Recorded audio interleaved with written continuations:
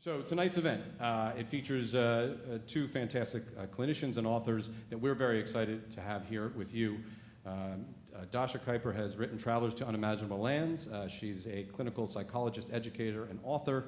She'll be in conversation with someone we know very well here now at the Chamber Music Society, and that's Dr. Jason Karlawish, who is not only affiliated with the Penn Memory Center, but is a professor of medicine, medical ethics, health policy, and neurology at the University of Pennsylvania's Perelman School of Medicine. His book, The Problem with Alzheimer. So they'll go back and forth discussing their books and topics that are related to them.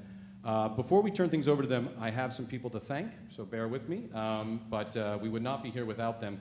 The first is one of the more unsung heroes, in my opinion, of the scene off stage here in Philadelphia is Andy Kahane, Director of Author Events here at the Philadelphia Free Library. And because Andy has worked at the Free Library for almost as long as I have, we have known each other for a while now, and it really was a tremendous opportunity for us to work with him, and his support has been most appreciated. We would not be here tonight without a group of individuals and a small and 2 or 3 foundations. So let me read them all, and then we'll give them a round of applause all together. The lead sponsors are the Greenfield Foundation. They came in after we had already started our funding drive, and they were really instrumental in getting us over the top with their support, their belief in this project. But the actual true kind of inspiration for all of what we're doing today comes from the Alan R. and Judy Brick Friedman Venture Fund. So Alan and Judy are here. They've been incredible in believing in this project from the beginning. They saw a song by Mahler out in Santa Fe. They said, let's get it to Philadelphia. And then once I said, okay, let's do that, they said, well, what else are you going to do? And that led to building this incredible festival, which also led to the connection with Jason and the Penn Memory Center. Huge thank you to them. We are indebted to them very much so. Constance and Michael Cohen have also been very generous, and not listed on your program books, but they've just given us money, and it's worth mentioning because they've been very generous, is the William Penn Foundation. So will you now join me in giving a round of applause to all the people and foundations that we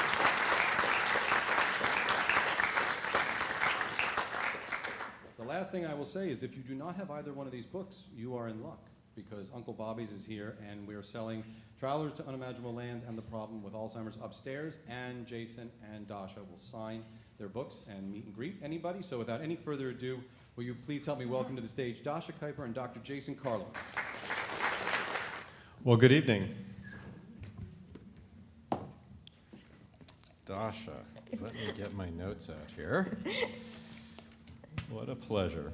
Yep, thanks. All right, well, good evening. I'm Jason Karlawish, and I'm the co-director of the Penn Memory Center and a resident of Philadelphia as well. I live just up the street near the Eastern State Penitentiary. So I'm here with Dasha Kiper, the author of Travelers to Unimaginable Lands, Stories of Dementia, the Caregiver, and the Human Brain. Dasha began her career in dementia disorders when for 1 year, she became the live-in care partner for a Mr. Kessler, who we'll hear more about him later. And that experience led to over a decade of her work supporting caregivers. Currently, she provides counseling and support groups for caregivers. She works for Renewal Memory Partners. And she also trains and supervises mental health professionals who work with families affected by dementia. And her experience has very much led to this book, and it's a Travelers to Unimaginable Lands.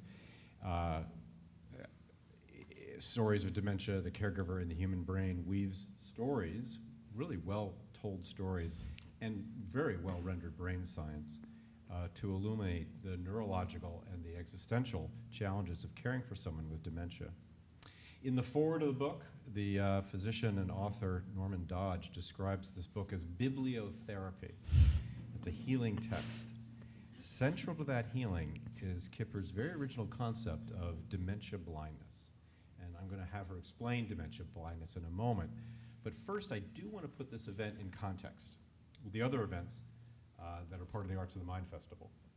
So, across the street, across the parkway at the Franklin Institute on the 13th of March at Music, Meaning, and the Brain, we learned about how the brain and the environment together create mind. And then we learned from Anne Basting how the creative arts can allow us to connect with the mind, especially the mind that is changed, or dare I even say damaged, by a disease like Alzheimer's. So today with Dasha, we're going to learn more about how diseases such as Alzheimer's transform the mind of a person that I call, because I'm a physician, patients, and also the mind of the person that we commonly call a caregiver. Let me remind you, the word caregiver didn't really exist before 1980. There's a whole story about that.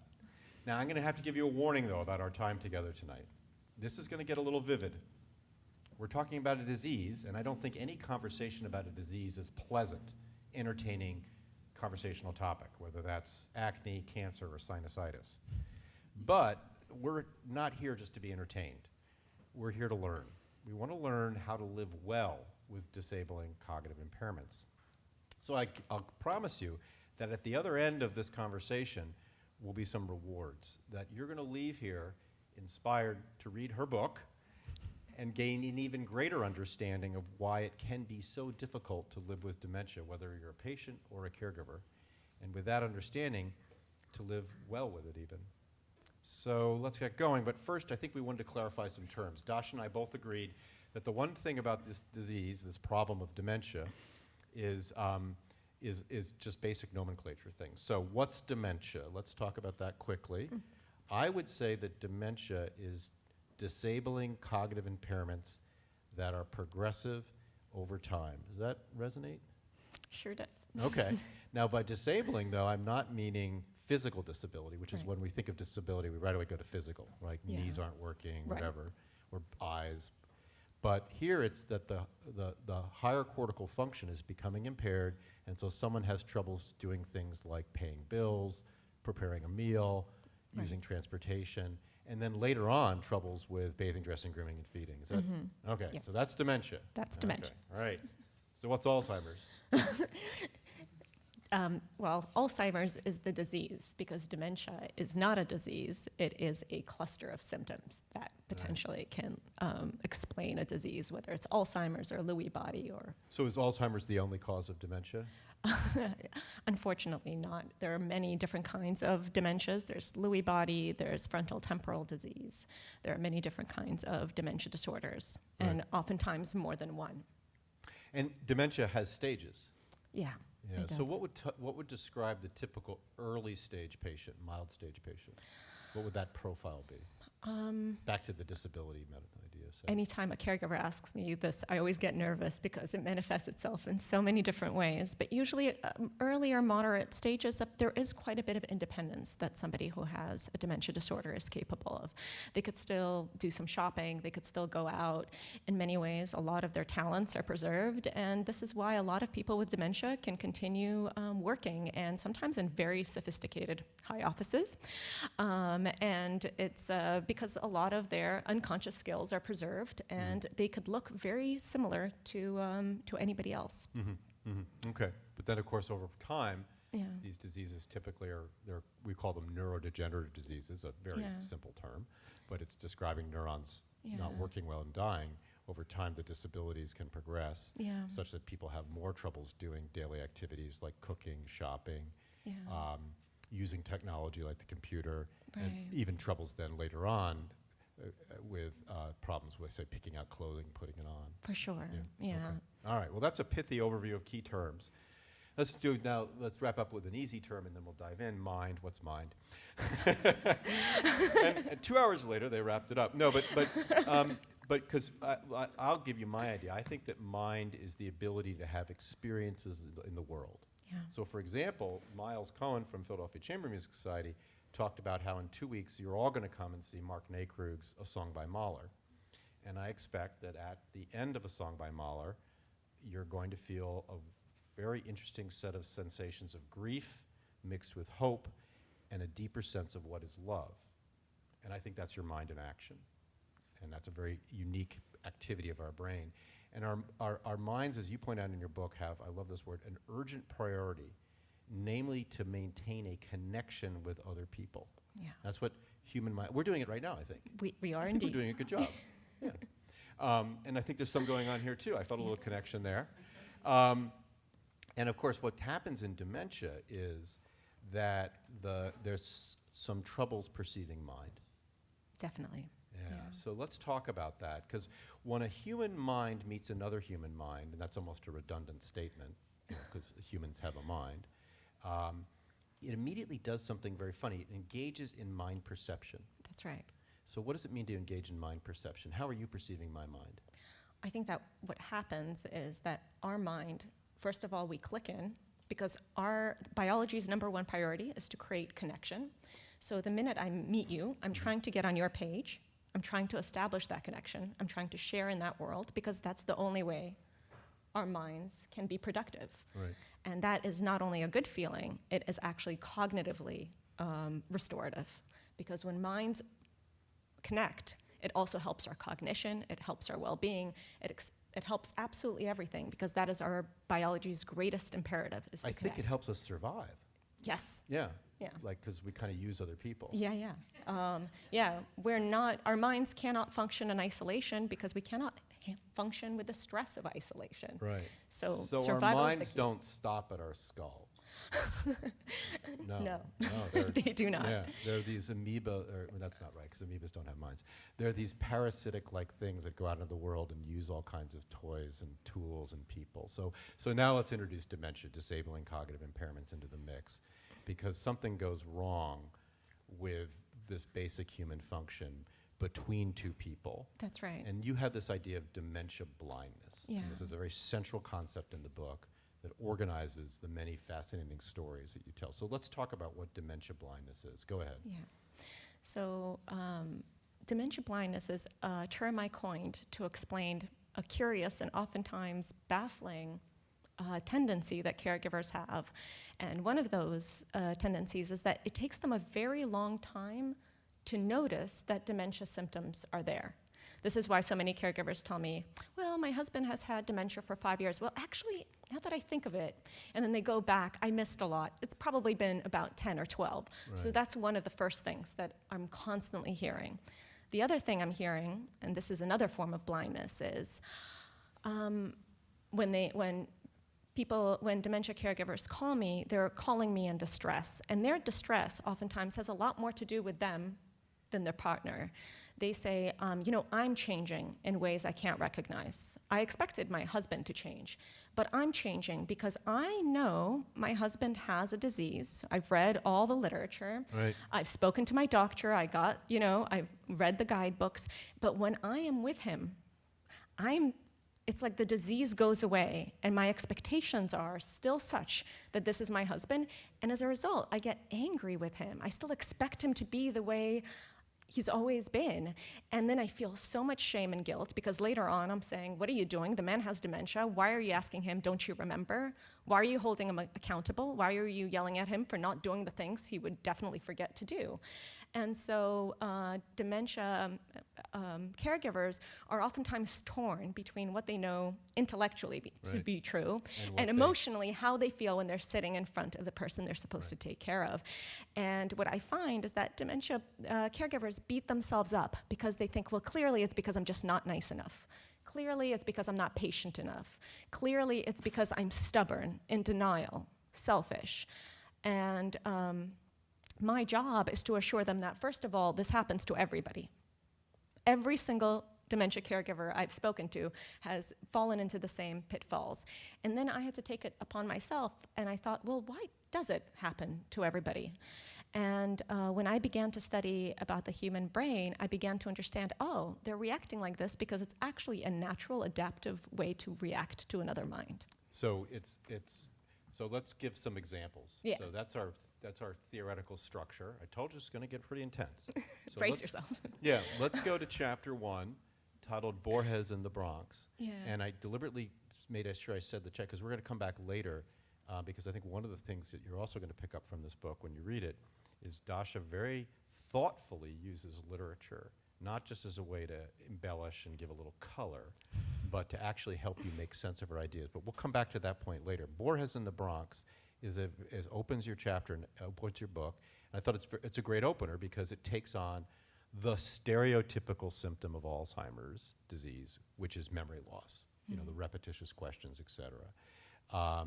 So let's go to that chapter and that stereotypical symptom of dementia blindness, that stereotypical symptom of memory loss, and how dementia blindness manifests in that case. And you talk about it's the story of Mr. Kessler and his son, and this is a gentleman that you lived with for a year. I did. Yeah. So tell us about how dementia blindness revealed itself with respect to the with memory loss. Go ahead. Sure, yeah. So dementia blindness will reveal itself in absolutely every chapter, but I began, this is the first chapter, and I'm part of the story, so I got to observe it firsthand. What I found when I spoke to Sam, the son who was taking care of his father, is that firstly, he grossly underestimated the stage that his father was in. And that's true of all caregivers. I always think that we're always a couple of steps behind. And later I found out that his father actually had dementia symptoms for years, but Sam didn't know it. And lots of us could say, how can you miss something as profound and as important as memory? Shouldn't it be obvious? And Memory loss. Memory loss, yes. Right. Thank you. Shouldn't it be obvious? But the more I got to understand their relationship, and the more I got to understand how the mind works, I realized that it's actually not as obvious as we think. So a typical interaction with father and son is, and this is before his son realized his father had dementia, is he'd walk into the home, he would see a bunch of nutty things happening in the home that I'm sure many of you would recognize. There's laundry detergent in the oven, he's not shaven, he's not clean. So the first thing he's seeing that he has been working with electric appliances that are dangerous. So his son tells him, Dad, you've got to shower. Dad, you've got to clean up. And then he would start, and Mr. Kessler would start arguing. I showered yesterday. No, Dad, you didn't. How do you know this? I was here yesterday. No, you weren't. Right? So he doesn't. I'm feeling the tension. Yes. Yeah. I'm giving you the PG-13 version of that tension. Yeah. But what's interesting is Sam later on said, man, I should have realized my father had memory loss. But what's actually happening is he's hearing is the same father who was always argumentative, who denied reality at every turn, who refused to think that he did anything wrong, and who automatically dismissed his son's ideas. That was part of their dynamic. For years. For years, exactly. Right. And so when I think about why does it take us so long to see dementia symptoms, even when it stares us in the face, this has a lot to do, actually, with the way that our brain works. A lot of people say, oh, it's denial, and partly it could be denial, which is fine, but part of it is our brain has a very interesting, stubborn tendency that when it looks out into the world, when it sees the world and the people in it, it is not taking the people in the world objectively. It's not just seeing what's out there. That's not the job. Our brain's job is not to be an accurate reporter. What it does is that it edits what we see to fit into our expectations. Does that mean that we're sometimes wrong? It certainly does. But being accurate is not our brain's priority. Having a coherent picture is. So it's much easier to edit what we're seeing to make it look like the past. We think should be the past. Exactly, Yeah, that's right. Right. And so when caregivers and what that means is that we miss a lot of things that are new because our brain oftentimes edits out the new things to make them look much more to fit our expectations. So we're always walking around the world and our brain is working unconsciously to make everything and the people in it meet our expectations. So when Sam was talking with his father, getting into his usual arguments, he's not seeing new disease, new symptoms, memory loss. Oh no, his brain is editing the picture, editing this interaction to say, oh, that's just Dad, blaming me for everything, arguing about everything, stubborn, could never admit he's wrong, and still thinks he's self-sufficient because he's always believed he's self-sufficient, right? And so this is the idea of what we call in neuropsychology episodic memory. That's right. Right, which is, just think about what an episode is. It's yet another, season 3, episode 4 of Bridgerton, which builds on season 3, episode 1 and 2. Exactly. And, the episodes tie together into a story. And when we make episodic memories, they're not these perfect recollections of everything. Yeah. They're a very edited account of what mattered to us, what had meaning to us. Mm-hmm. And I think the emphasis here is on meaning. Exactly. Oftentimes because of the emotions of the events. Absolutely. Yeah. I mean, if you ask people sort of, how was a major holiday a year ago, it's going to be the meaningful events around that holiday, Yeah. not the detail of where the cranberry sauce was. Absolutely. Which is why you use Borges in the Bronx, because this is where Dasha's really, really smart, is it's Borges' story, Funes the Memorist. Yeah. And what was his problem? He had- remembered everything. He had a perfect memory. Yeah. You know, wouldn't you want to have a perfect memory? You don't. No, you want to forget. Yeah. And I think that's one of the points you're bringing out, which is that is the way the normal human brain is. It actually lives to forget Yeah. and remember only what we want to remember. Right. Yeah. And if normal people get together, that's called a functioning couple. That's exactly right. Right. Yeah. But if one of us has episodic memory problems, we have an even more damaged episodic memory, and yet I'm thinking yours is still good, and so Yeah. we start fighting. We're not going to fight, but We'll try not to. no. So that's a cognitive ability, as we say, like, you know, memory. You know, and actually, it's funny. One of our best tests for Alzheimer's disease, symptomatic Alzheimer's disease, the best test for Alzheimer's disease is to measure amyloid and tau in the brain. But we'll talk about that when one of us publishes our next book. Sure. But the best test for symptomatic Alzheimer's disease is what we call a test of episodic memory, where we actually read a story to a person, ask them to say it back to us, and then do some other cognitive activity, and then we have, what was that story I told you? And we actually score how many bits of the story they remember of that episodic story, because we think that telling people a story is a great way to really test our memory. Yeah. So that's one example of dementia blindness playing out with that classic symptom. Yeah. And so dementia hides behind the old family dynamic that the son expected it.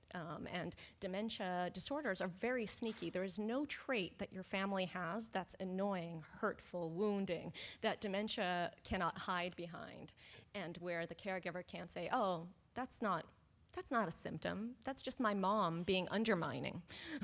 Now remember, I said this was going to get vivid and even a little ugly. We're going to redeem it in the end, because we're going to talk about some ways we can learn to. The first step towards learning to live with something is understanding. Yeah, we're not just here to depress you. Exactly.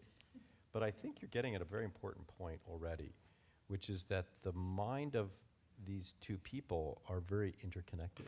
They sure are. And so what happens? So we spend a lot of time focusing on and again, I use this word provocatively, the damaged mind of the person with Alzheimer's. But it sounds like you think that there's something going on with the mind of the caregiver. Yes. What's going on? And that's another reason, this other thing that I think is so important is another reason why we're blinded. And I'll use another example to demonstrate this. There's a caregiver who I recently spoke to who I absolutely adore. She is taking care of her mother, and her mother has paranoia. Seems simple. It's a very clear, very abrasive version of paranoia. And her mother's specific paranoia is that her daughter is stealing her money. And in addition to that, she has garden variety memory loss, and she believes that her daughter does absolutely nothing in her house, just sleeps all day. Now, the outsider could say, well, that's just memory loss. She doesn't remember, so she just assumes you sleep all day. And this caregiver came to me crying because she said, and this is one of the most even-tempered, gentle women I have ever met. She said that I started yelling like an animal at my mom after a while. And this woman, social worker, was getting annoyed. She's like, I'm going to call her Julia. I keep telling Julia to stop having expectations of your mother. She's like, she can't remember. Why are you yelling at her? But every time her mom said, you don't do anything around the house, you just sleep all day, she would start saying, no, this is what we're doing. I gave you a bath, we went to the bank. And she would start listing everything. And she's like, I know I'm being ridiculous, but I feel possessed every time I read it. And when her mother accused her of stealing her money, that deeply angered her for many reasons. First of all, she had to give up her job. So she's losing money. Her money is some of it being stolen. Yes, yeah. Her mother just got it. She just got it wrong as to who's at fault. But so it was very, very painful that she has committed all these sacrifices. And for the social worker I spoke to, she's like, I just don't know what to tell Julia because she keeps acting the same way. She's like, she's becoming more insane and more irrational than her mother. And I think that one of the most important things we understand is that dementia symptoms, they don't just affect or change the brain of the person who has the disease. They truly affect and change the caregiver's brain. And the reason for that is because our brain has a stubborn, relentless, automatic desire to connect. That is its number one priority. More than being reasonable, more than accuracy, more than facts, it has a desire to connect. So Julia, who's very well aware that her mom has Alzheimer's, she was a good student, went to all the lectures, but when her mom accuses her, what her brain registers is the fact that I don't see you, we do not share in the same reality. I am not only not connected to you, you're a danger to me. And our social brains, as a reaction to that, feel themselves in danger. So intellectually, we might know there's nothing going on, but emotionally, what happens is your executive functioning brain is not being consulted. The threat goes straight into the amygdala, and then you react. And so it seems like, oh, what's wrong? Why is it so hard not to argue with people who have dementia? Why is it so hard to inhabit their reality? Well, forget the fact that most caregivers are extremely sleep deprived, which does not, which usually does not, make us the kindest people. But also the fact that what dementia disorders do ultimately is they deeply undermine the number one goal, our biological imperative to connect every single symptom, whether it's hallucinations, whether it's paranoia, whether it's memory loss. All those symptoms remind the caregiver, you are alone. They're not in your world. Your job is to get into theirs, possibly, but you don't share a world. And that is deeply, deeply threatening. And it doesn't just make us feel bad. When our brain feels isolated, what happens is our own cognition is damaged. Our own ability to emotionally regulate ourselves, that means don't scream at your mom, are impaired. Our attention span, our ability to work and engage and have flexibility and have kindness and not take things personally, all that decreased because of isolation. And the irony is, of course, all the things that caregivers need to do, be patient, be flexible, are being taken away because they're in a deeply isolated state. It's interesting when I listen to this, I think by now most of you would probably say, well, gee, we should probably take caregivers very seriously in the healthcare system. Yeah, you got it. Yeah. Yeah, no, it's interesting. In fact, in the electronic medical record, it's hard. We don't obviously designate them, Yeah. for example. Yeah. And there's been arguments made that if someone has someone who's in the role of caregiver, which it's easy to know one, but it's hard to define who they are. Yeah. But having said that there should be a medical record opened as well for the caregiver, Yeah. which is not the norm. Yeah, you can't. I have colleagues who will see caregivers as clinicians, so they're taking care of the patient. They're billing 331.00, which is an ICD-9 code, et cetera. But it's clear that the caregiver needs attention, and so what they'll do is they'll see the caregiver separately, and they'll bill it as an adjustment disorder is the popular diagnosis to use there to give them care. Let's talk about one other example, and then we're going to pivot to as we've gained this greater understanding about dementia blindness, then we're going to pivot to some sort of things we can do now. So the other example you mentioned already, so we've talked about memory loss, we've talked about distortions of reality. I want to talk about one other one, which is you tell in the story of Jasmine and her mother, Pat. Pat is the person living with dementia. Jasmine's her daughter. And the problem here is that Jasmine says to you, in a rhetorical question, does dementia make people selfish? Yeah. And what's going on there? What was going on in that story that would reveal dementia blindness? And your response, of course, is that it doesn't. There's something else. Go ahead. Yeah. So the reason that Jasmine asked me, does dementia make people selfish, is because every day Jasmine asked her mom to do one thing. She was accommodating to her mom when it came to absolutely everything. But there's one thing that Jasmine asked her mom. Mom, please leave my food alone. Which seems like no big deal, but Jasmine had suffered from an eating disorder for a very long time, and it wouldn't take Freud to reveal the fact that her mom was a major part of why she had developed that eating disorder. So it's the one thing that Jasmine needed for her sanity, and her mother wouldn't give it to her. And of course, any doctor or clinician would say, of course she can't do that for you. She forgets. right? She can't follow. She's going to argue. She's going to say that you're ridiculous, and she's just going to undermine your needs. And so when Jasmine said, "Does dementia make you selfish?" what she's responding to is, "I keep asking my mom for this one thing. So does dementia make you selfish?" And my answer, and I regretted it, my answer was like, well, technically not. It's that, and we know research now that people with dementia have a very hard time with theory of mind, which is being able to hold other people's needs. Perceiving their emotions. Perceiving their emotions.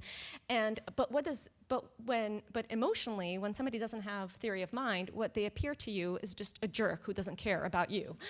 I mean, that is emotionally what it feels like to be Jasmine. And I think that when I told her, well, technically not, Jasmine said, maybe not, but it feels exactly the same.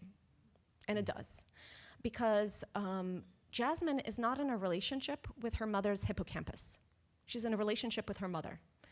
And so that's the reason body diseases are, while devastating, kind of intuitive. We understand when lungs fail. We understand when thyroids fail, when kidneys fail. It's sad, but it makes sense. But when brains fail, we can intellectually understand that. But to treat a mind like a failing body is very hard because we still have expectations of minds. Because we're such deeply social creatures, and those expectations that we have of minds is to have accountability, that's very big, and to have a shared connection. And so Allison was suffering that her mom was not giving her that. She was not giving her that connection and respect, that I see you, I know this is what you need. And so that pain is very deep, and it's automatic, despite her intellectual understanding of where it comes from. Because a lot of these things they are visceral and they're automatic, whereas intellectual understanding is slow and abstract. Yeah, and if there's a theme that's running through our conversation and in your book is something which, I think as for whatever reason, the cortex was viewed mistakenly as the rational bit, and then below it is this sort of reptilian brain, and which of course I think neuroscience has clearly shown that that distinction is just a sort of cultural construct to make us feel like we're in control. But our emotions and our cognitive processes work in intimate collusion together to make us be who we are. Exactly. So let's pivot a bit now. How this understanding can be put to use can help. I think let me ask you this question then: is the goal to change the mind of the person with dementia? Well, of course not, in the sense that... What is the goal then? I think the goal, and I would say the goal when it comes to human beings in general, we talk about how we treat people with dementia special, but it's actually, I think, my opinion is that's the ideal for how you treat people in general. The goal is not to change them. The goal is to understand them and to emotionally validate them. Which is a much easier said than done. Yeah. Well, you've made an interesting observation there. It's not like much of what you're saying is sort of like a stress test on normal human interactions. Yeah. Dementia just sort of, it's sort of like, well, what's it like when a flood occurs? Well, let's have a tidal wave happen, then we'll really know what a flood's like here. Yeah. Or, what's it like when to be isolated? Well, let's have a pandemic and see what happens over a year and what the effects of, et cetera. So it's kind of an awful natural experiment. Yeah. There is, by the way, I think a theme in your book, which is I sense a lot of the folks that you care for have been long in the diagnosis and not really gotten much care. I wish that was only a theme in my book. What do you mean? I find that so many caregivers I speak to, this is what I see too, which is kind of like, we kind of call ourselves the court of last resort, which is people have been endlessly going through a system that just never got them the justice they needed until they finally show up at the memory center or show up at your Reveal Memory Partners. And imagine a world where these problems were thought about in a proactive way. I know. Before you've had years of injury occurred. So let's pivot to some Bartleby the Scrivener. Yes. So I've never read it. It's Melville of Moby Dick fame, one of his books. But this is one of many examples in the book. So let's talk about. I think one thing I took away, and when you read her book, Dasha's book, she gives you a couple very books that you also want to read, and or stories. And I've never read Bartleby, but now I want to, because while it is not a story of a caregiver-patient dyad, you render it in a way that gives great understanding to further understand the caregiver-patient dyad. And in brief, it's the story of a young man who's a wonderful scrivener back before the days of copiers and whatnot, who works for a lawyer on Wall Street, and is a great copier, but then one day just simply decides that he's no longer going to do his job. And what does he say? I prefer not to. I prefer not to. And to add to his apathy, he also refuses to leave the office. That's right. Right. Yeah.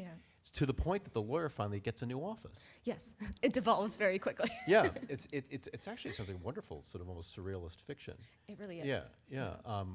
Almost like a story about a white whale and this captain who's chasing me. But anyway, and you use this story to sort of posit we could see Bartleby as a person living with dementia, Yeah. and the boss, the lawyer, as a frustrated caregiver, who ultimately walks into a dilemma. And what is that dilemma that you see played out in that story? Yeah.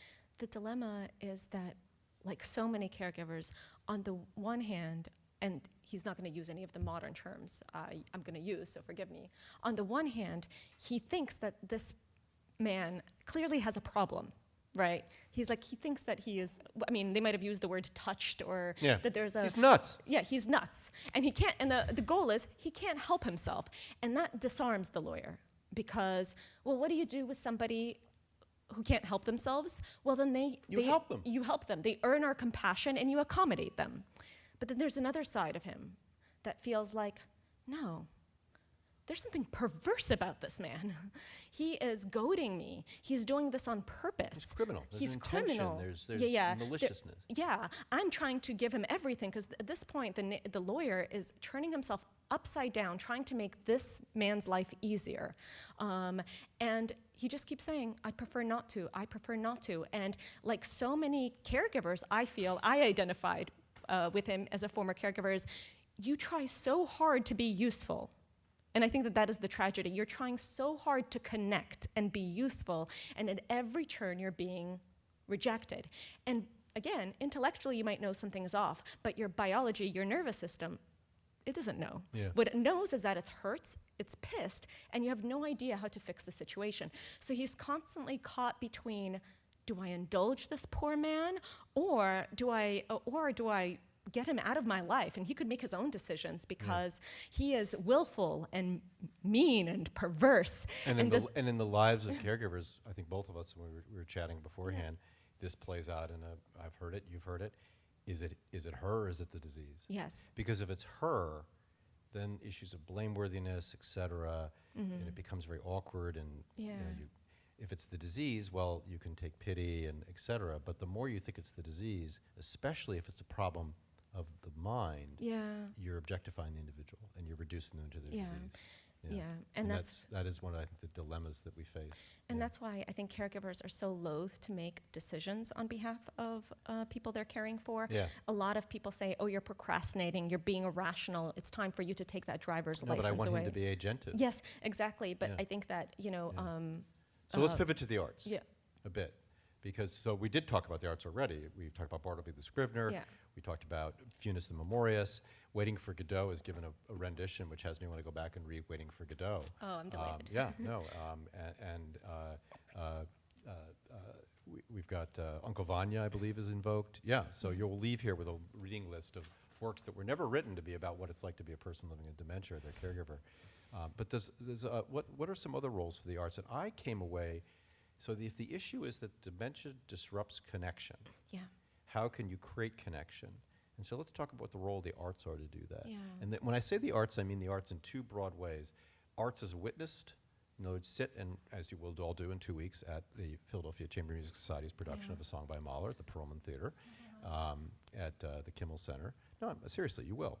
Because that'll be a very cathartic experience for you. So there's arts as witness, and then there's arts as participatory, doing the art. So talk about how the arts can address some of the dementia aspects of how to live with and cope with dementia blindness. Yeah, I think that one of the things that arts does is that it restores this very profound lacking in hunger in both the person who has the disease and the caregiver. We talk a lot about the person who has the disease, their isolation, the changes in their brain. But as I mentioned, dealing with dementia symptoms means a constant reminder that you no longer have a connection. You no longer have this mutual world that we all desperately want. And I think that the beauty of the arts is that you can, once again, create connection, create a shared world just by listening to music. All of a sudden, it doesn't require any cognitive strain on either one. The family dramas, the wounds, they could go away because all of a sudden you're both having this mutual connection of listening to music, especially if it's music that has captivated both of you in the past.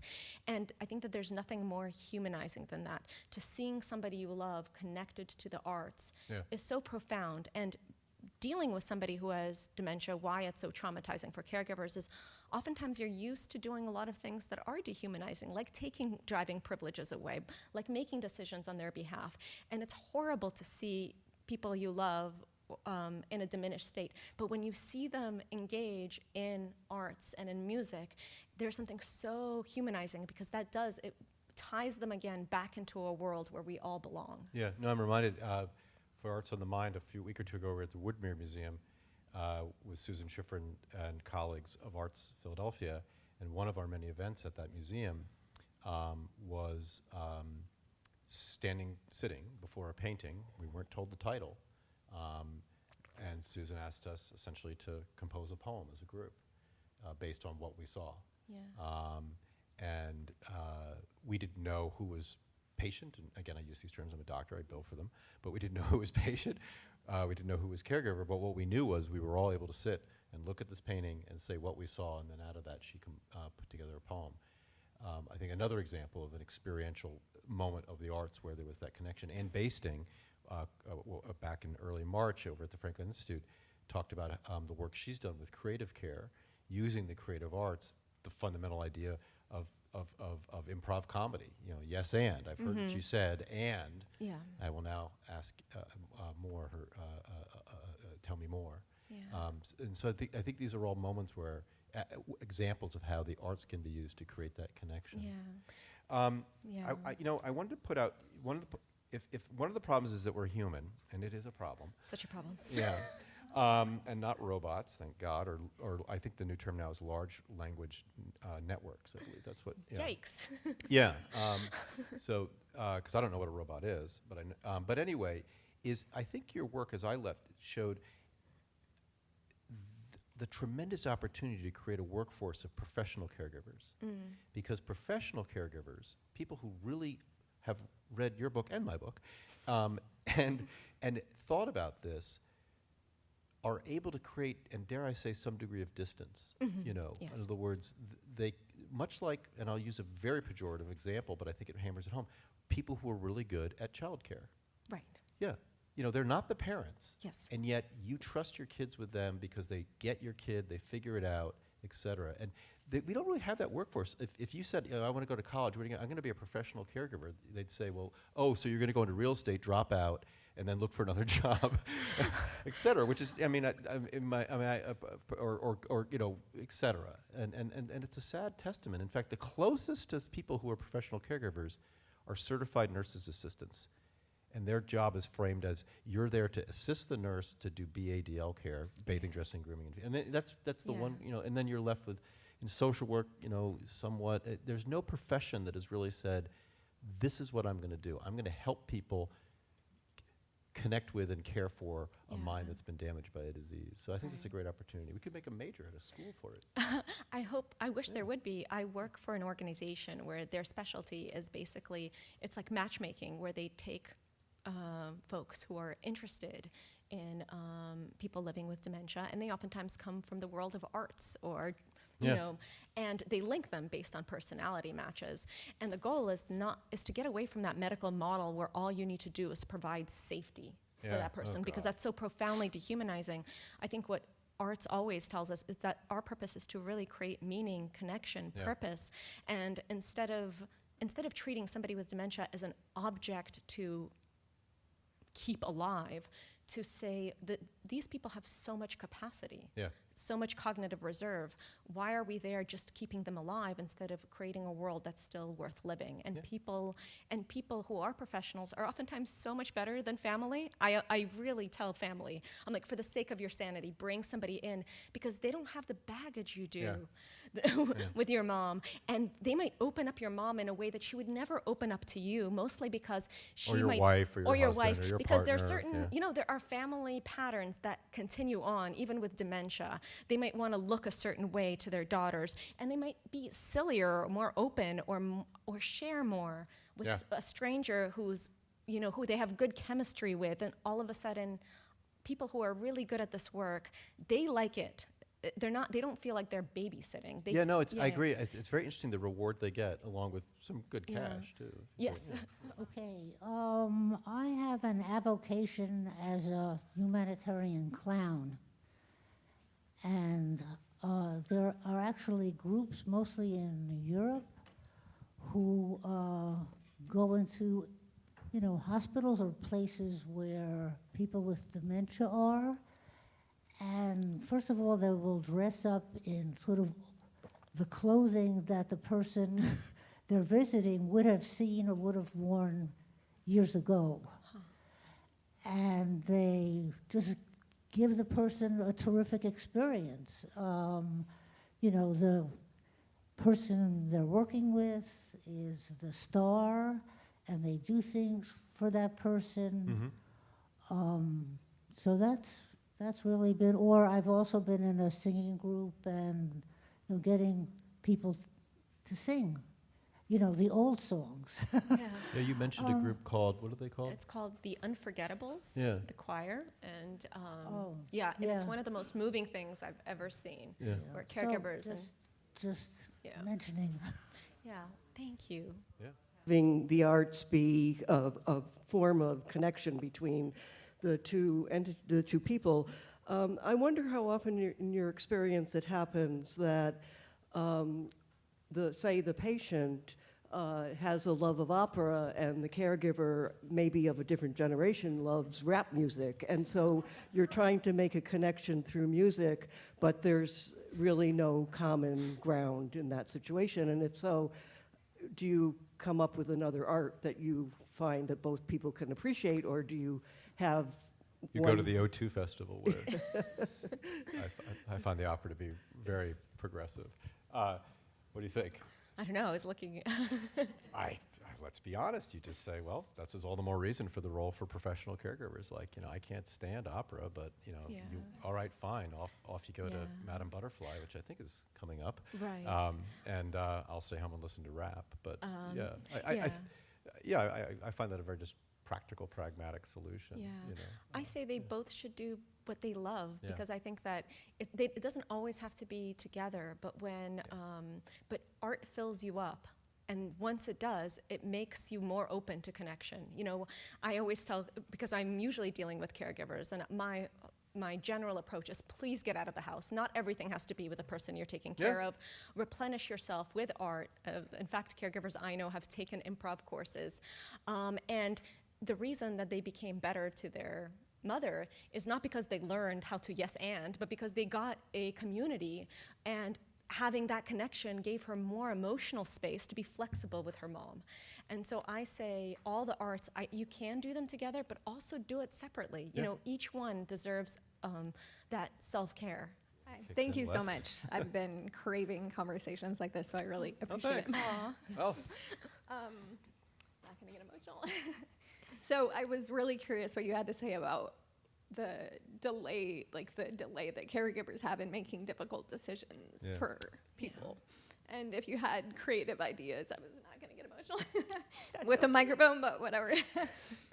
If you had ideas about creative ways for that, and also, or if anyone does, and also another part of that is a lot of the shame that the person experiencing dementia feels about. I know amongst my mom's community, people talk about, oh, so-and-so is losing their mind, and I hear my godfather say things, they have a lot of shame and stigma around it, which is, obviously a part of a bigger thing in our society of ignoring aging or thinking it's terrible, but I was just curious about that. Sort of two-part question that you want to. if I understand the two-part question, one is how do you make decisions? Yeah, Yeah. avoiding that So how do you 5-year make yeah. decisions? Yeah, I've had a lot of caregivers call me, and they're like, and it's sometimes as small as whether I should take my father to a Thanksgiving, or as big as should I take my dad to do surgery. And I think that the one thing to do is not to feel rushed, and the fact that you're calling and talking to somebody is actually already a great thing, because we're not meant to make decisions for people. This is why it's so loaded for you, and why I would get teary as well. We are biologically made to make decisions with people, because that's what we do. We're supposed to connect. So talk to somebody who you trust, and go through the various options and talk about what does each decision bring up to you, for you. And I think that one of the things is to know that because this disease is so profoundly unfair, a lot of the times none of these decisions feel good or are good. And that's why we procrastinate, because we think, oh, maybe I could get it just right. But the truth is that there are very few right decisions. So what you need is somebody supporting you, talking to you, giving you empathic questions, so you could kind of get toned into what your viscera is telling you, right? And the only way you could do it is through a conversation, is through a connection with somebody who you trust and who deserves your trust. And only then, with time, you'll be like, okay, this is the least bad option. Yeah. There's the essay that I read early in my training in my graduate work was medicine is a tragic profession. The danger of that is, of course, it gives you an excuse for sort of outcomes that are bad, but there is a tragedy to medicine, and if there's one area of medicine that amplifies that, it's dementia. Having said that, okay, and not rejecting it, I sound like a lawyer. The problem with stigma is dreadful, and I guess we'll wrap on a note of hope, which is that we're here today, talking like this about That's this, right. and you're here, and because we couldn't have done this 5-10 years ago. No. So I have hope, actually. I'm very cautiously optimistic.